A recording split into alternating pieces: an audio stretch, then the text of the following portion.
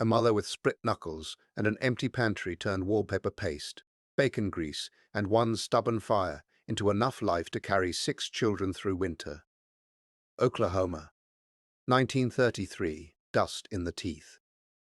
Flour sacks on the table. A nation told it was broke. And here is the contradiction. Modern experts will tell you a family without constant purchases, packaged food, subscriptions, and system support cannot stay stable for long. But your great-grandmother did it with scraps, nerve, and methods nobody sells anymore. Number 20 on this list explains why people who had almost no cash still kept meat edible. Number 12 exposes the pantry logic that outsmarted waste before efficiency became a corporate slogan. And number 3 gets to the habit that made some families nearly impossible to break. Then ask yourself why so much of this disappeared. Some of it was buried under federal regulation. Some of it was laughed out of public life, and some of it was simply replaced by products from companies like General Foods and regulations pushed by agencies that steadily made home-scale independence look suspicious. Let us count them down. Number 25, coffee grounds were never just trash. In Depression kitchens from Missouri to Pennsylvania, they got dried on a plate near the stove and stretched into the next pot, sometimes mixed with roasted chicory, toasted barley, or burnt crusts of bread. It tasted rough, bitter, smoky, but it gave a hard-working house one more morning of normality when money was gone. The trick was not flavor, it was morale. A warm cup in a cold kitchen told the family the day had not beaten them yet. Modern contrast. Today you are told freshness is everything, and convenience is worth any price. The old way said extract every useful thing twice before you throw it away. Micro takeaway. Before scarcity crushes the body, waste crushes the mind. Number 24. Soap slivers had a second life. Women kept a cracked jar or hanging sack by the washstand and dropped every last sliver into it. Add hot water, wait. Mash it down. Now you had laundry soap, dish soap, even floor scrub. It smelled like lye, damp cotton, and yesterday's work. Hands went raw doing it, but that jar meant one less trip to the store and one more week of money held back for seed, shoes, or lamp oil. What replaced it? Cheap commercial soap in endless packaging, followed later by the habit of throwing away what still works because it no longer looks whole. Micro takeaway. Independence often begins where embarrassment ends. Number 23. Pot liquor. That dark, mineral-rich broth left after boiling greens. Most people now pour it down the drain. Depression families drank it, sopped it with cornbread, or used it to start the next meal. In the South especially, that hot salty liquid carried flavor, calories, and nutrients nobody could afford to waste. You can almost smell it now.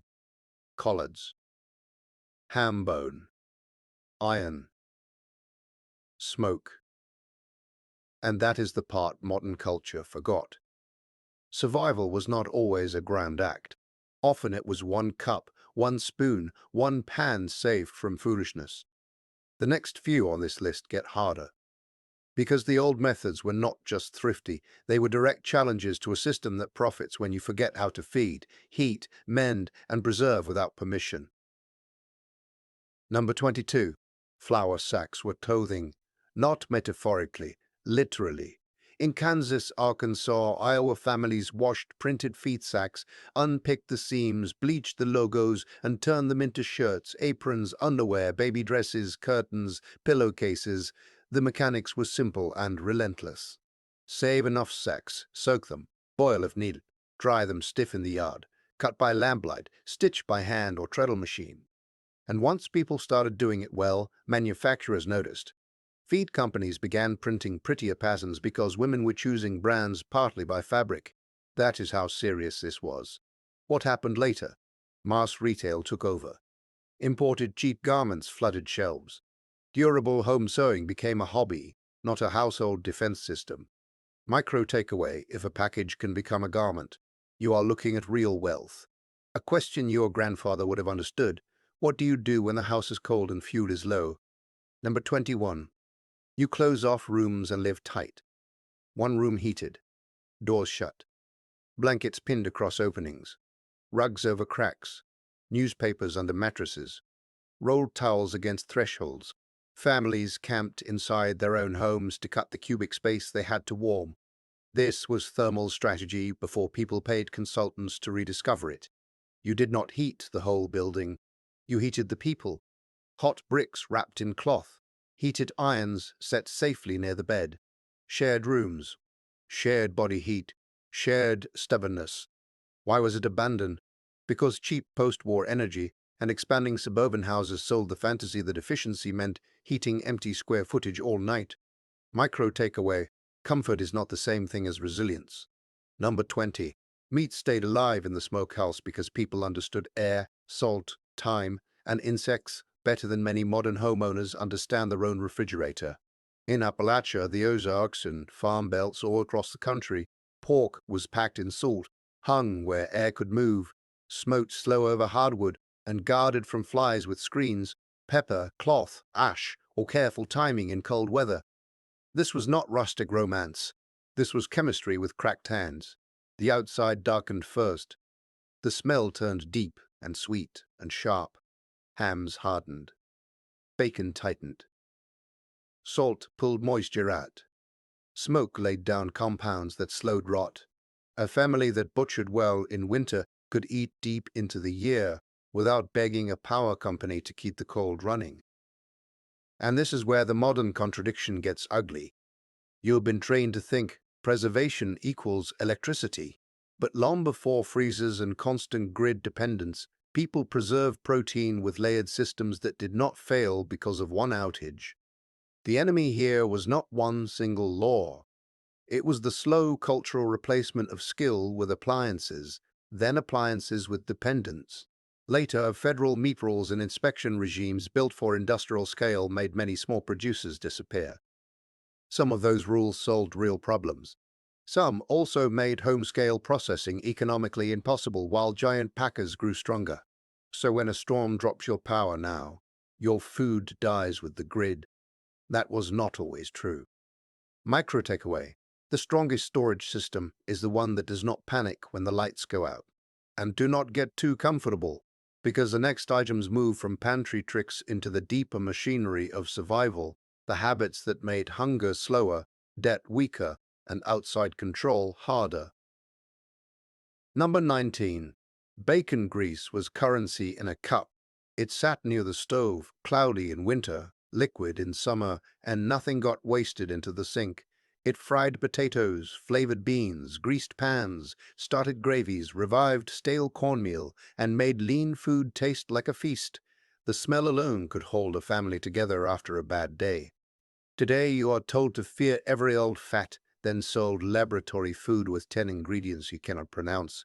Yet for poor families, rendered fat was then stored energy and flavor insurance. Micro takeaway: save concentrated value wherever it appears. Number 18. Bone broth was not a trend. It was the final surrender extracted from a carcass. Crack the bones, simmer low, onion ends, carrot peels, a bay leaf if you had one. Hours later, the kitchen windows fogged, and what had looked useless turned to strength. This was how people kept collagen, minerals, and calories moving through the house. What replaced it? Boxed stock. Bouillon cubes. The habit of paying for what your own pot can make from scraps. Micro takeaway: if it still contains nourishment, it is not waste. Number 17. Root cellars outperformed supply chains because the earth itself held temperature steadier than any nervous market. Potatoes, beets, turnips, apples, onions, cabbage packed in bins, straw, sand, crocks, shelves under dirt and timber. Cool, dark, damp enough, but not wet. That balance mattered. Families who managed a cellar were buying time from the season itself. They were less exposed to price spikes, weather, strikes, shortages, and store shelves stripped bare. And remember that phrase: buying time, because in a moment We need to step back and ask who benefits when families lose all ability to buy time for themselves. By the late Depression and into the post-war years, America did not merely modernize. It was reorganized. Industrial food firms made shelf-stable dependence look like progress. Chain retailers made local repair and barter look backward.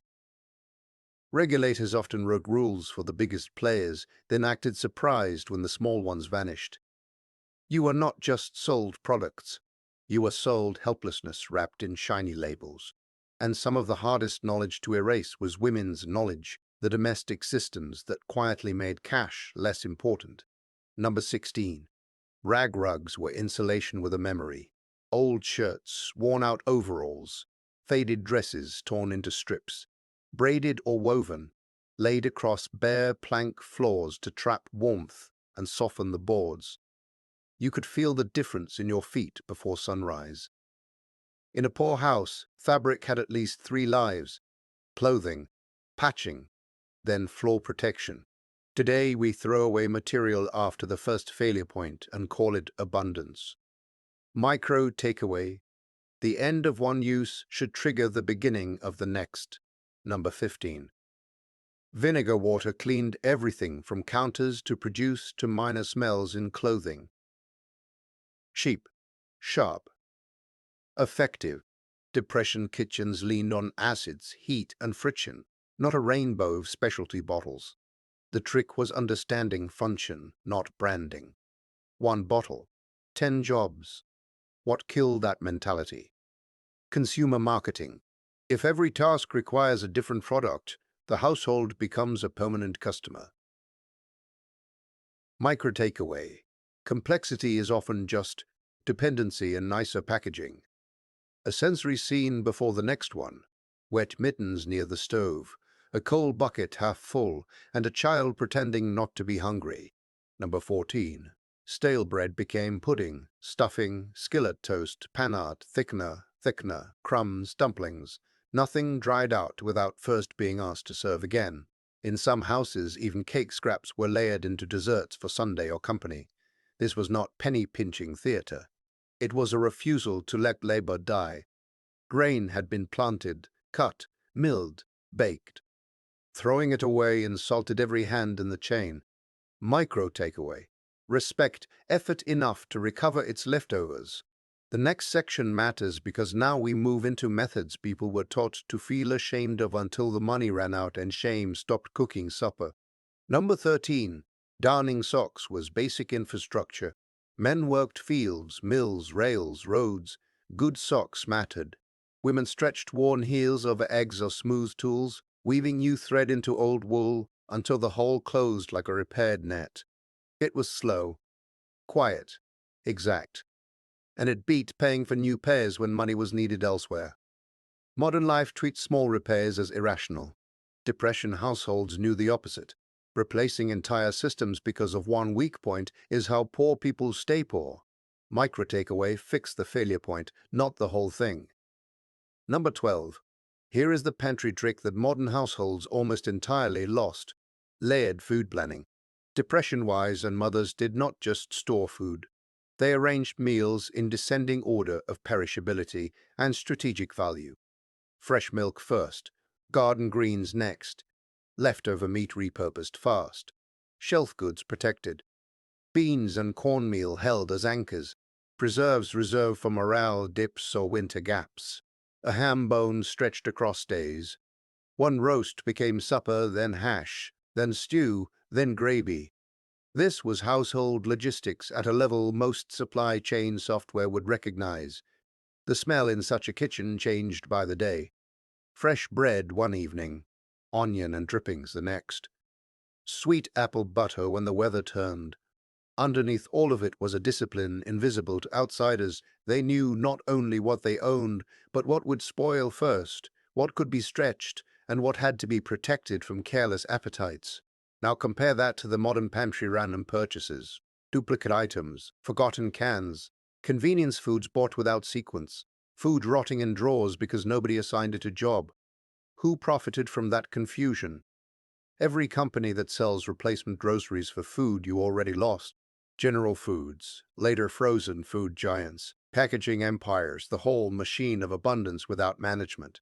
Vindication, modern emergency planners and resilience experts quietly teach versions of this. Again, rotation, tiered use, redundancy, morale foods, foundational staples. Your great-grandmother did not need an app. She needed eyes, memory, and authority in her own kitchen. Micro takeaway: food security is not stockpiling. It is sequencing. Number 11. Larders were hidden in plain sight. Crocks behind cool walls, jars under beds in winter rooms, dried beans in sacks, onions braided and hung. Families dispersed risk because one spoiled corner could ruin a season. A single giant freezer full of everything feels efficient until it fails all at once. Micro takeaway: never let one breakdown destroy your whole reserve. And now, a harder truth. Many depression families survived not because they were more comfortable than you, but because they were less proud in the wrong ways. One Illinois grandmother wrote of cutting worn men's coats into children's school jackets and turning feed flour into biscuits so light the neighbors thought she had secret money. That is the part modern culture hates. Competence is most dangerous when it makes you harder to manipulate. Number 10. Barter notebooks, not just handshakes. In small towns and rural communities, people remembered who owed eggs, who could sharpen blades, who had seed potatoes, who could mend harness, who had a son with a truck. Formal money was scarce, but value kept moving through trust and reputation. This was decentralized credit before digital surveillance. What weakened it? Mobility, chain stores, tax structures hostile to informal exchange, and a culture that treats neighborly obligation as primitive while celebrating debt to institutions. Micro takeaway: the strongest economy is the one still functioning when cash goes thin. Number 9. Ashes from the stove were useful. Hardwood ash could help make lye. Dry ash dusted on icy paths added traction. Some used it in privies, in garden amendments, even around certain storage spaces, as a moisture or pest aid, depending on local knowledge. The point is larger than the ash itself. The old house did not produce trash the way the modern house does. Outputs fed other systems. Micro takeaway: every waste stream should be interrogated before disposal. Number 8. Cold breakfasts were strategic. Not every meal needed the stove. Leftover biscuits, cold potatoes fried later, apples, milk when available, cured meat shavings, reheated coffee. Saving fuel was as important as saving food. We live in a culture that burns energy to avoid thought. They lived in one that used thought to avoid burning energy. Micro takeaway: ask what a habit costs before calling it normal. What comes next may offend even people who think they already understand self-reliance. Some depression habits were not just frugal. They were socially dangerous because they exposed how little modern legitimacy actually matters. Families judged methods by whether they worked, not whether an expert approved them. That included foraging, scavenging, repairing, and reusing in ways later decades trained people to call undignified. But dignity without competence is just expensive theater. Number 7. Foraging was not fantasy. Dandelion greens, poke in the right stage and prepared correctly, wild onions, blackberries, persimmons, walnuts, ramps in some regions, mushrooms only where knowledge was solid and inherited. The land still fed people who knew how to ask. This knowledge vanished fast once stores became default and liability culture made every uncatalogued plant feel forbidden. Micro takeaway: if you cannot identify local food, you are living on borrowed systems. Number 6. Kitchen gardens were not cute side projects. They were anti-poverty engines. Narrow rows behind houses, beans climbing salvaged poles, squash sprawling, cabbage heads fattening in cool weather, a few tomato vines staked with scrapwood. Herbs near the backstep. When cash failed, the garden turned sunlight into bargaining power. Modern contrast, lawns, HOA restrictions, ornamental landscaping, water-hungry emptiness where calories could grow. Micro takeaway, land that does not feed you is often performing for strangers. Number 5. Home remedies filled the gap when doctors cost too much. Clinics were far, and institutions did not care. Mustard plasters, onion syrups, steam tents, salt gargles, goose grease rubs in some regions. Some worked, some merely comforted. But comfort itself mattered when fear was high and options were thin. This is where you need balance. Not every old remedy was wise, but the reflex to stabilize, observe, and act with what you had, that reflex saved people. Micro takeaway, helpless waiting is its own form of danger. The final stretch turns sharper now, because the next items are not just tricks, they are worldview weapons. Number 4. Treadle machines and hand tools kept households out of total paralysis. No power, the sewing still happened. No motor, the grindstone still turned. No appliance, the hand-cranked beater still whipped. The body was the backup generator. That mattered more than convenience culture wants you to admit. Once electrification became universal, dependence felt like progress. Then the grid became invisible until it failed. Then suddenly the old hand-powered world looked less primitive and more micro takeaway. Always own at least one non-electric takeaway. Always own at least one non-electric version of what matters. Number 3. The third trick was not a tool. It was a family operating system. Children were trained into usefulness early, not exploited. Trained. A boy learned to split kindling straight, carry water without sloshing half of it out, patch a fence, clean a rabbit, mind the garden rows. A girl learned many of the same practical tasks, plus sewing, cooking sequence, pantry judgment, baby care, preserving, mending, though in many homes those lines overlapped more than later nostalgia admits. By 10 or 12, a child in a hard household was not dead weight. They were rising capacity. That is one reason some families could absorb shocks that would wreck a modern home. Skill was distributed. Listen carefully to the emotional truth inside that. Your ancestors did not build self-respect from slogans. They built it from competence, from being needed, from knowing a task that mattered, from hearing an adult say, "You can handle this," and proving it before sunset. And now compare it to the modern pattern: prolonged adolescence, endless entertainment, outsourced capability, screen fluency without material fluency. A child can navigate 5 apps and still not know how to boil potatoes, sew a button, stack wood dry, or notice when food is turning. Who profits from that helplessness? Everybody selling convenience, distraction, and managed dependency. And when institutions fail, those children become frightened adults. Number 3 matters because it is how all the other items reproduce themselves across generations. Without apprenticeship inside the family, a civilization becomes easy to interrupt. Micro takeaway, teach usefulness before confidence, and confidence will follow. Before the final 2, step back one last time. The deepest Depression-era trick was never any single recipe, cellar, Reese jar, or patched sock. It was the refusal to let the market define what counted as enough. That is why this knowledge keeps getting mocked, sterilized, or sold back to you in upscale packaging. If families regain the old logic, entire industries lose leverage. Number 2, community meal pooling. Church basements, shared butchering days, neighbors swapping pie for fuel help, sowing for potatoes, labor for preserves. Even in fierce, self-reliant cultures, nobody survived entirely alone. The strongest families were often the ones embedded in honest reciprocal networks. That may be the most uncomfortable lesson of all for proud people. Independence is not isolation.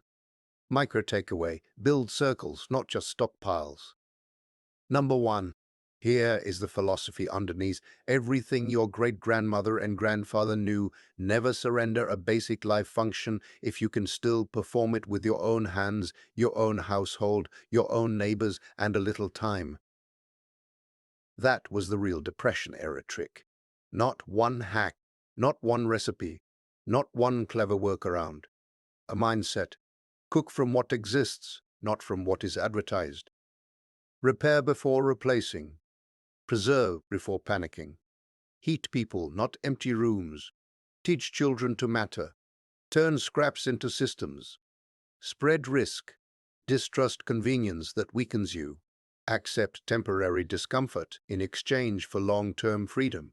Keep one foot outside the machine at all times, because once a family loses the ability to feed itself, mend itself, warm itself, teach itself, and organize itself, it becomes easy to manage, easy to sell to, easy to frighten, easy to rule. That is what disappears when this knowledge disappears. So here is your challenge.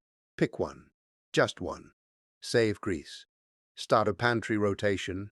Learn to darn a sock. Grow a row of beans. Cook from leftovers for a week. Teach a child one useful task before Sunday. Then come back and tell me which old method changed the way you look at modern life. And if you want more of what they buried, more frontier skill, more family survival knowledge, more of the practical history your ancestors would recognize, subscribe and stay close.